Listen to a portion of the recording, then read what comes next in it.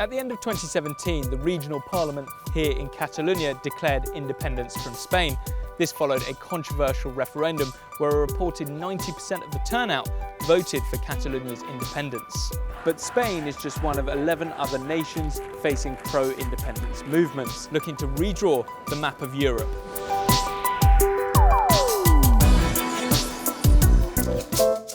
Along with Spain, Croatia, Czech Republic, Poland, Romania, Denmark, Italy, France, Belgium, Germany and the UK all have regions that are challenging their nationhood and autonomy.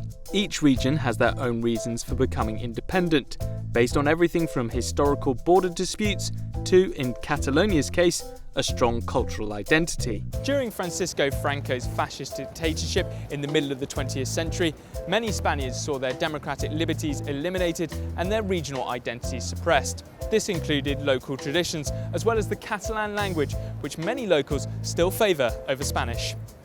Following Franco's death in 1975, Catalonia was given a statute of autonomy in Spain's new constitution. In 2006, a referendum gave Catalonia's local government further power. But when the Spanish Constitutional Court modified the law in 2010, the Catalonian people's distrust of the national government grew, with 91% of its people saying they don't trust it to do what is right for Spain.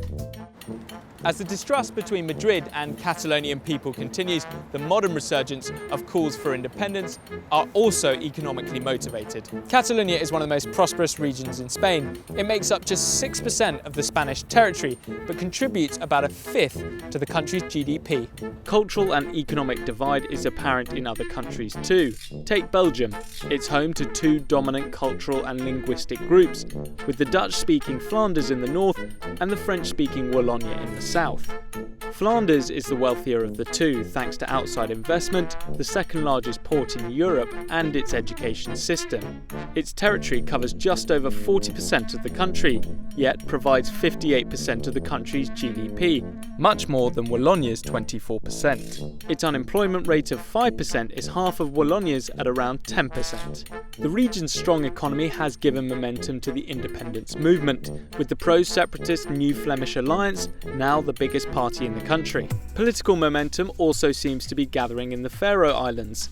The Faroe Islands, home to 50,000 people, have been self-governing since 1948, but the Kingdom of Denmark still controls its currency, foreign affairs and some of its courts. With rising fish prices giving its economy a nice boost, Republican separatists want to seize the moment and take its self-governance one step further with independence. But unionists fear the economy is too small to flourish alone. If fish prices drop due to overfishing, that booming economy could see a downturn. The islands are currently debating a referendum on a new Faroese constitution, which is seen by most as the first step to gaining total independence from Denmark. Regions using the threat of independence to gain power and greater autonomy has become a bit of a trend across Europe. The wealthy region of Lombardy in northern Italy has rallied support for independence in order to put pressure on the federal government. They want Rome to invest local taxes into their economy rather than in poorer parts of southern Italy. The Veneto region, with its capital Venice, is pushing for the power to set its own taxes. Yet the pro-independence party in Lombardy has only one municipal councillor and Veneto's has zero, with most residents in both regions saying they don't want full independence. In Germany, the region of Bavaria has long entertained the idea of independence. But in 2013, the region's secessionist party had its best results since 1966, and a 2017 poll suggested 1 in 3 Bavarians want independence. That may be one of the reasons why Angela Merkel and the Christian Democratic Union were a bit more open to its Bavarian sister party's demands during coalition talks at the end of 2017.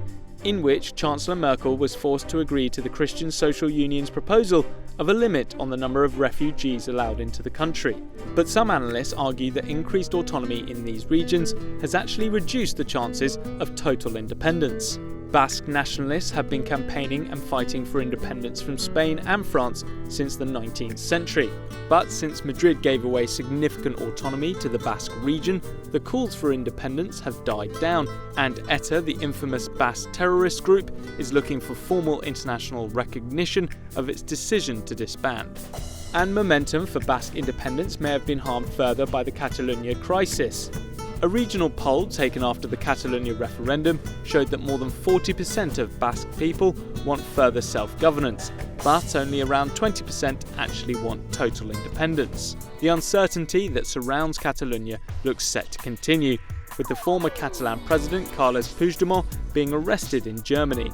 A regional court decided not to extradite him to Spain for the crime of rebellion, but it could still send him home for the misuse of public funds. For the rest of the EU independence movements, the outcome of this constitutional crisis may have a significant and long-lasting effect. Hi guys, thanks very much for watching. If you'd like to see any more of our explainers, then check out these. Otherwise, feel free to comment below the video for any future videos you'd like us to make. And remember, don't forget to subscribe.